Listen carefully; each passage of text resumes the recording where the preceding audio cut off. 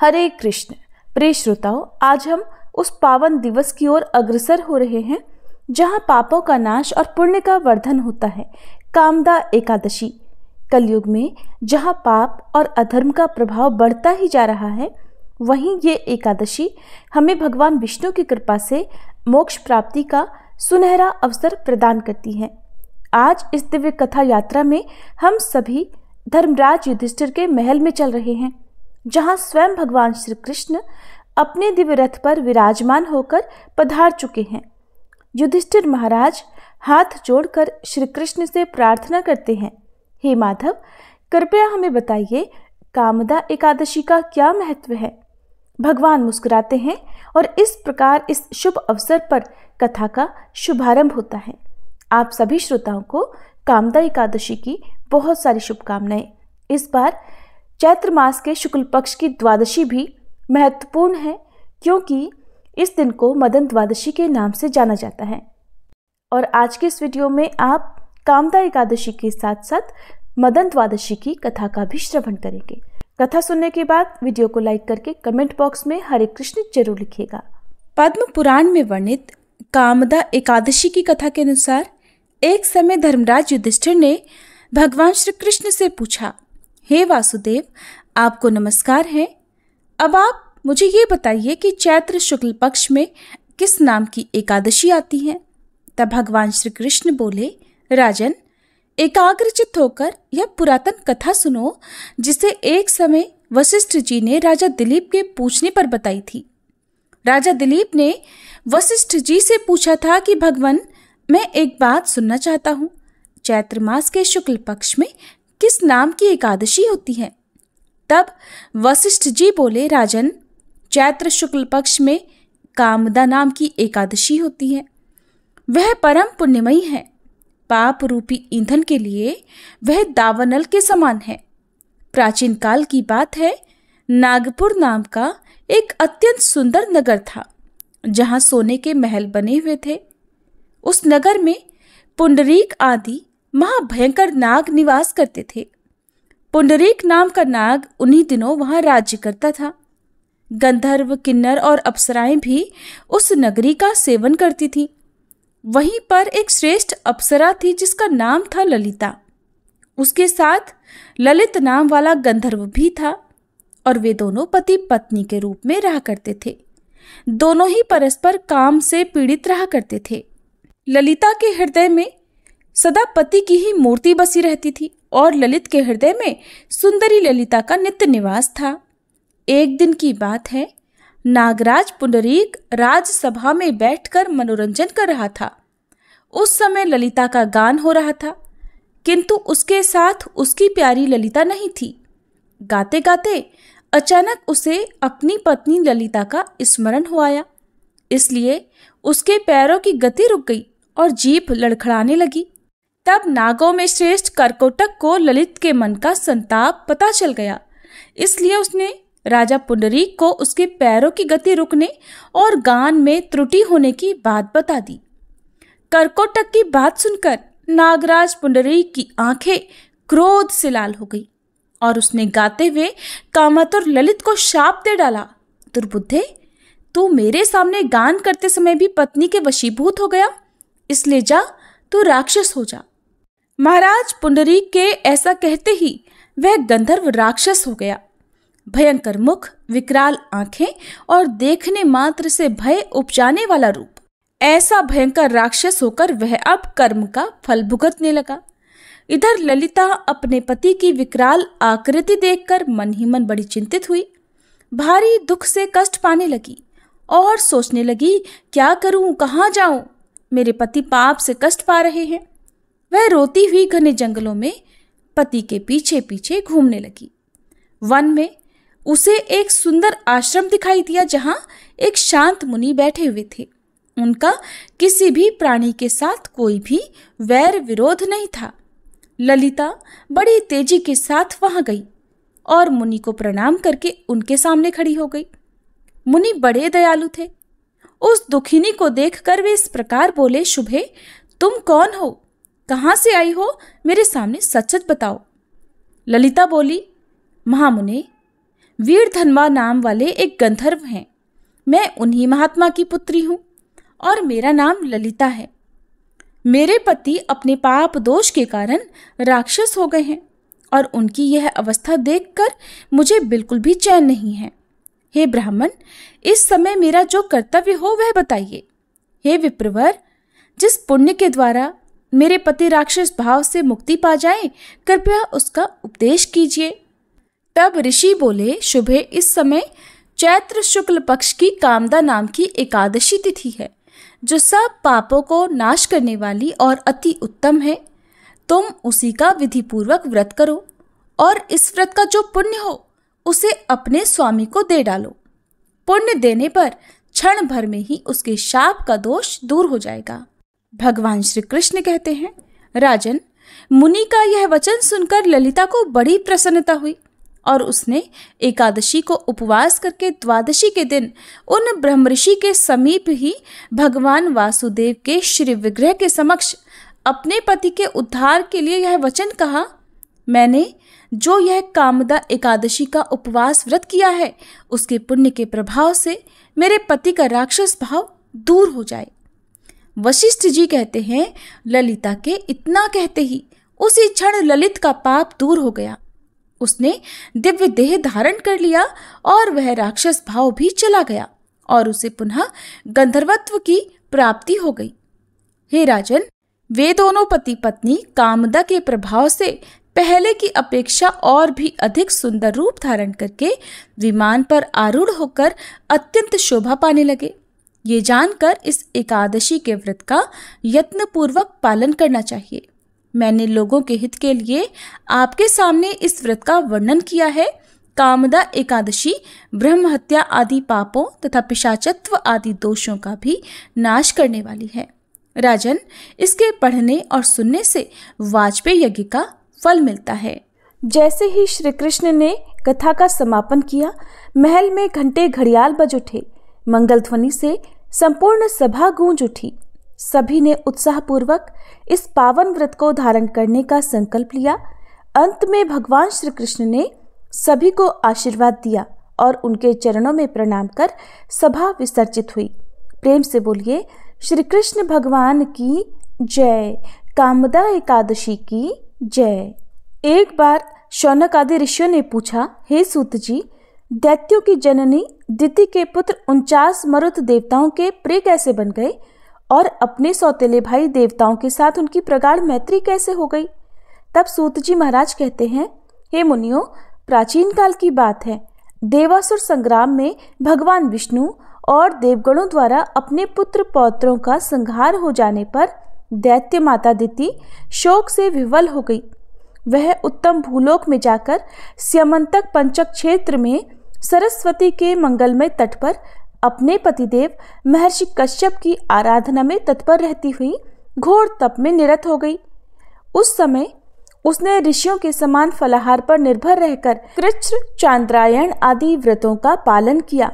इस प्रकार बुढ़ापा और शोक से अत्यंत आकुल हुई दिति 100 वर्षों तक उस कठोर तप का अनुष्ठान करती रही। तदंतर उस तपस्या से संतप्त हुई दिति ने वशिष्ठ आदि महर्षियों से पूछा, ऋषियों, आप लोग मुझे ऐसा व्रत बतलाइए जो पुत्र शोक का विनाशक और इहलोक तथा परलोक में सौभाग्य रूपी फल का प्रदाता हो। तब वशिष्ठ आदि ऋषियों ने उसे मदन द्वादशी व्रत का विधान बतलाया, जिसके प्रभाव से वह पुत्र शोक से उन्मुक्त हो गई।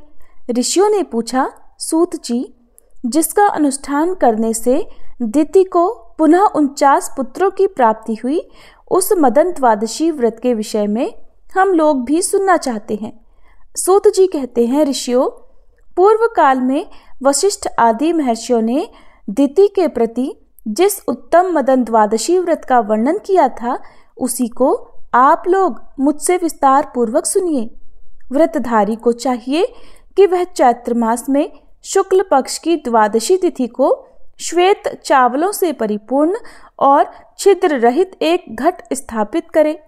उस पर सफेद चंदन का अनुलेप लगा हो और वह सफेद वस्त्र के 2 टुकड़ों से ढका हुआ हो। उसके निकट तरह तरह के ऋतुफल और गन्ने के टुकड़े रखे जाएं। वह विविध प्रकार की खाद्य सामग्री से युक्त हो और उसमें यथाशक्ति स्वर्ण खंड भी डाला जाए। इसके बाद उसके ऊपर गुड़ से भरा हुआ तांबे का पात्र स्थापित करना चाहिए। उसके ऊपर केले के पत्ते पर काम तथा उसके वाम भाग में शक्कर समन्वित रति की स्थापना करें। फिर गंध, धूप आदि उपचारों से उनकी पूजा करें और गीत वाद्य आदि का भी प्रबंध करें। गीत वाद्य आदि का प्रबंध न होने पर मनुष्य को कामदेव और भगवान विष्णु की कथा का आयोजन करना चाहिए। पुनः कामदेव नामक भगवान विष्णु की अर्चना करते समय उसे सुगंधित जल से स्नान कराना चाहिए। सफेद पुष्प, अक्षत और तिलों द्वारा उन मधुसूदन की विधिवत पूजा करें। उस समय उन विष्णु के पैरों में कामदेव, जंघाओं में सौभाग्यदाता, उरुओं में स्मर, कटिभाग में मन्मथ, उदर में स्वच्छोदर, वक्ष स्थल में अनंग, मुख में पद्ममुख, बाहुओं में पंचशर और मस्तक में सर्वात्मा को नमस्कार है, ऐसा कहकर भगवान केशव का सांगोपांग पूजन करे। इसके बाद प्रातःकाल वह घट ब्राह्मण को दान कर दे। पुनः भक्तिपूर्वक ब्राह्मणों को भोजन कराकर स्वयं भी नमक रहित भोजन करे और ब्राह्मणों को दक्षिणा देकर इस मंत्र का उच्चारण करे, जो संपूर्ण प्राणियों के हृदय में स्थित रहकर आनंद नाम से कहे जाते हैं। वे काम रूपी भगवान जनार्दन मेरे इस अनुष्ठान से प्रसन्न हो। प्रियतामत्र भगवान काम रूपी जनार्दन हृदय सर्वभूतानां य आनंदोभिधीयते। इस विधि से प्रत्येक मास में फिर मदन द्वादशी व्रत का अनुष्ठान करना चाहिए। व्रती को चाहिए कि वह द्वादशी के दिन एक फल खाकर धरती पर शयन करे और त्रयोदशी के दिन अविनाशी भगवान विष्णु का पूजन करे। 13वां महीना आने पर घी, धेनु सहित और समस्त सामग्रियों से संपन्न शैया, कामदेव की सोने से बनी प्रतिमा और सफेद रंग की दुधारू गौ अनंग अर्थात कामदेव को समर्पित करे, अर्थात अनंग के उद्देश्य से ब्राह्मण को दान दे। उस समय शक्ति के अनुसार वस्त्र और आभूषण आदि द्वारा पत्नी सहित ब्राह्मण की पूजा करके उन्हें शैया और सुगंध आदि प्रदान करते हुए ऐसा कहना चाहिए कि आप प्रसन्न हो। उसके बाद उस धर्मज्ञ व्रती को गाय के दूध से बनी हुई हवी, खीर और सफेद तिलों से कामदेव के नामों का कीर्तन करते हुए हवन करना चाहिए। फिर कंजूसी छोड़कर ब्राह्मणों को भोजन कराना चाहिए और उन्हें यथाशक्ति गन्ना और पुष्पमाला प्रदान कर संतुष्ट करना चाहिए। जो इस विधि के अनुसार इस मदन द्वादशी व्रत का अनुष्ठान करता है वह समस्त पापों से मुक्त होकर भगवान विष्णु की समता को प्राप्त हो जाता है और इस लोक में श्रेष्ठ पुत्रों को प्राप्त कर सौभाग्य फल का उपभोग करता है। जो समर, आनंदात्मा, विष्णु और महेश्वर नाम से कहे गए हैं, उन्हीं अनंगज भगवान विष्णु का सुखारती को स्मरण करना चाहिए। ये सुनकर दिति ने सारा कार्य यथावत रूप से संपन्न किया, अर्थात मदन द्वादशी व्रत का अनुष्ठान किया। दिति के उस व्रत अनुष्ठान के प्रभाव से प्रभावित होकर महर्षि कश्यप उसके निकट पधारे और परम प्रसन्नता पूर्वक उन्होंने उसे पुनः रूप यौवन से संपन्न नव युवती बना दिया और वर मांगने को कहा। तब वर मांगने के लिए उद्यत हुई दिति ने कहा, पतिदेव, मैं आपसे एक ऐसे पुत्र का वरदान चाहती हूँ जो इंद्र का वध करने में समर्थ, अमित पराक्रमी, महान आत्मबल से संपन्न और समस्त देवताओं का विनाशक हो। ऐसा सुनकर महर्षि कश्यप ने उससे ऐसी बात कही, शुभे, मैं तुम्हें अत्यंत ओजस्वी एवं इंद्र का वध करने वाला पुत्र प्रदान करूंगा, किंतु तुम इस विषय में ये काम करो कि आपस्तंभ ऋषि से प्रार्थना करके उनके द्वारा आज ही पुत्रेष्टि यज्ञ का अनुष्ठान कराओ। सुव्रते, यज्ञ की समाप्ति होने पर मैं तुम्हारे उदर में इंद्र रूपी शत्रु के विनाशक पुत्र का गर्भाधान करूंगा। इसके बाद महर्षि आपस्तंभ ने उस अत्यंत खर्चीले पुत्रेष्टि यज्ञ का अनुष्ठान किया। उस समय उन्होंने इंद्र शत्रु भूर्वस्व इंद्र का शत्रु उत्पन्न हो इस मंत्र से विस्तार पूर्वक अग्नि से आहुति दी। इस यज्ञ से देवताओं को रुष्ट होना था, परंतु ये जानकर वे प्रसन्न हुए कि दैत्यों और दानवों को इस यज्ञ फल से विमुख होना पड़ेगा। फिर यज्ञ की समाप्ति के बाद कश्यप ऋषि ने दिति के उदर में गर्भाधान किया और पुनः उससे कहा, वरानने, अब 100 वर्षों तक तुम्हें इसी तपोवन में रहना है और इस गर्भ की रक्षा के लिए प्रयत्न करना है। वरवर्णिनी, गर्भिणी स्त्री को संध्या काल में भोजन नहीं करना चाहिए। उसे न तो कभी वृक्ष के मूल पर बैठना चाहिए, न उसके निकट ही जाना चाहिए। वह घर की सामग्री जैसे मूल, ओखली आदि पर भी न बैठे, जल में घुसकर स्नान न करे, सुनसान घर में न जाए, बिम वट पर न बैठे, मन को उद्विग्न न करे, नख से, लुआठी से अथवा राख से पृथ्वी पर रेखा न खींचे, सदा नींद में अलसाई हुई न रहे, कठिन परिश्रम का काम न करे, भूसी, भस्म, हड्डी और खोपड़ी पर न बैठे, लोगों के साथ वाद विवाद न करे और शरीर को तोड़े मरोड़े नहीं। वह बाल खोलकर न बैठे, कभी अपवित्र न रहे, उत्तर दिशा में सिरहाना करके और कहीं भी नीचे सिर करके न सोए, न निर्वस्त्र होकर, न उद्विग्न चित्त होकर और न भीगे चरणों से ही कभी शयन करे, अमंगल सूचक वाणी न बोले, अधिक जोर से हंसे नहीं, नित्य मांगलिक कार्यों में तत्पर रहकर गुरुजनों की सेवा करें। आयुर्वेद द्वारा गर्भिणी के स्वास्थ्य के लिए उपयुक्त विधि बतलाई गई और संपूर्ण औषधियों से युक्त गुनगुने गर्म जल से स्नान करे। वह अपनी रक्षा का ध्यान रखे, स्वच्छ वेशभूषा से युक्त रहे, वास्तु पूजन में तत्पर रहे, प्रसन्न मुखी होकर सदा पति के हित में संलग्न रहे, तृतीया तिथि को दान करे, पर्व संबंधी व्रत और नक्त व्रत का पालन करे। जो गर्भिणी स्त्री विशेष रूप से इन नियमों का पालन करती है, उसका उस गर्भ से जो पुत्र उत्पन्न होता है वह शीलवान एवं दीर्घायु होता है।